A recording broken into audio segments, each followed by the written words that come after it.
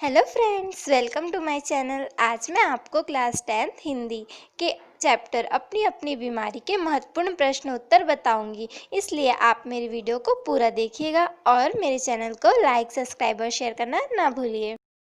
हमारा first question है, बीमारी शब्द को लेखक ने किन किन संदर्भों में प्रयोग किया है। बीमारी शब्द का उपयोग लेखक ने महत्वाकांक्षा का मतलब होता है अभिलाषा, इच्छा, अपेक्षा मतलब किसी से एक्सपेक्ट करना, अपेक्षा करना, और प्राणघातक मतलब जीवन के लिए नुकसानदेह आदि संदर्भों में इसका प्रयोग किया गया है। हमारा सेकंड क्वेश्चन है, पाठ में दिया गया शोक समाचार बड़ी प्रसन्नता की बात है डैश डैश है से शुरू हुआ है, अपना तर्क दीजिए। ये एक पाठ का एक अंश है, तो ये पूछा जा रहा है कि यहाँ से ये शुरू हुआ क्यों है। तो उत्तर देखिए, लेखक ने टैक्स चोरी करने वालों पर व्यंग कसा है कि वे समर्थ होते हुए भी कर चोरी करते, मतलब वे कैपेबल होते हैं, वे टैक्स देने के सक्षम होते हैं, लेकिन फिर भी वो टैक्स की चोरी करते, मतलब टैक्स नहीं पटाते हैं। उन्होंने व्यंग्यात्मक तरीके से यह कहा है, मतलब उन्होंने एक व्यंग के रूप में से लिया है और कहा है कि यदि सामान्य व्यक्ति पर टैक्स लगे तो यह प्रसन्नता की बात है, क्योंकि वे तो सक्षम होते हैं ना देने के लिए, इसलिए उनको टैक्स देना चाहिए। नेक्स्ट क्वेश्चन है, गांधी जी विनोबा जैसों की जिंदगी बर्बाद कर गए, इस पंक्ति का आशय क्या है।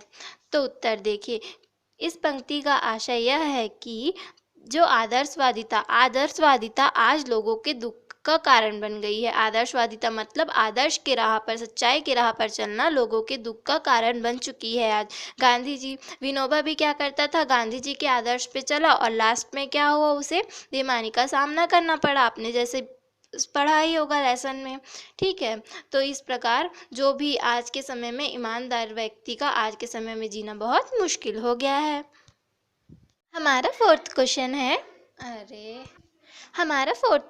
है, टैक्स को बीमारी के रूप में देखने का क्या आशय है। मतलब यहाँ क्वेश्चन पूछा जा रहा है कि टैक्स को बीमारी के रूप में क्यों देखा जा रहा है। तो उत्तर देखिए, टैक्स पीड़ित व्यक्ति को इससे छुटकारा नहीं मिल सकता, इसलिए लेखक इसे बीमारी स्वरूप मानते हैं। देखिए क्या बोल रहे हैं, टैक्स पीड़ित व्यक्ति को इससे छुटकारा नहीं मिल सकता, क्योंकि वो तो टैक्स देने के काबिल होते हैं ना, टैक्स देने के लिए सक्षम रहता है। तो जब तक कि उसकी आय अधिकतम रहेगी तब तक उसको टैक्स देना पड़ेगा, इसलिए उसको छुटकारा नहीं मिल सकता। टैक्स बीमारी नहीं, आवश्यकता है। देखिए, टैक्स बीमारी नहीं होती, टैक्स आवश्यकता होती है। जिस भी व्यक्ति पर टैक्स लगता है वो उसकी आय का प्रमाण होता है, मतलब उनके घर में जितनी भी आवक होती है वो उसका प्रमाण होता है। अतः टैक्स देने से किसी भी जिस व्यक्ति पर टैक्स लगता है उसको टैक्स देने से इनकार बिल्कुल भी नहीं करना चाहिए। फिफ्थ क्वेश्चन है, लेखक टैक्स की बीमारी को क्यों अपनाना चाहते हैं। फिफ्थ क्वेश्चन है, लेखक टैक्स की बीमारी को क्यों अपनाना चाहते हैं। तो उत्तर देखिए, टैक्स की बीमारी से ग्रसित हो लेखक समाज का प्रतिष्ठित व्यक्ति बनना चाहते हैं। लेखक को लगता है, देखिए लेखक को क्या लगता है, जो टैक्स पीड़ित होता है वो समाज का प्रतिष्ठित व्यक्ति होता है, क्योंकि जिन पर भी टैक्स लगता है वे बहुत अमीर होते हैं। टैक्स से उनका सामाजिक जीवन स्तर व आर्थिक स्तर ऊंचा होगा।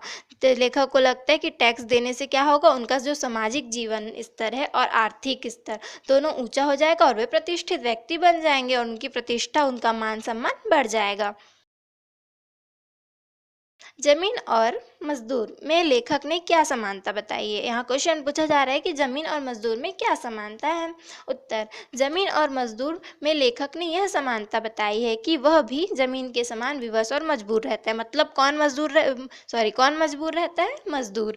देखो, जब जमीन की बिक्री होती है, जब जमीन को बड़े बड़े जमींदारों के द्वारा बेचा जाता है, तो उनको भी क्या करते हैं, जो मजदूर भी होते हैं ना, उनको भी जानवरों के भांति उनके साथ भेज दिया जाता है, जानवरों के भांति उनको बेच दिया जाता है। उस जमीन पर होने वाली उपज का उपयोग ना मजदूर के भाग्य में था और ना ही जमीन का, मतलब ना तो उस उपज का मजदूर उपयोग कर सकता है और ना ही उस जमीन का भल, लेकिन वो वहाँ खेती जरूर करेगा, अपनी मेहनत जरूर करेगा, परंतु उसका उपभोग नहीं कर सकता।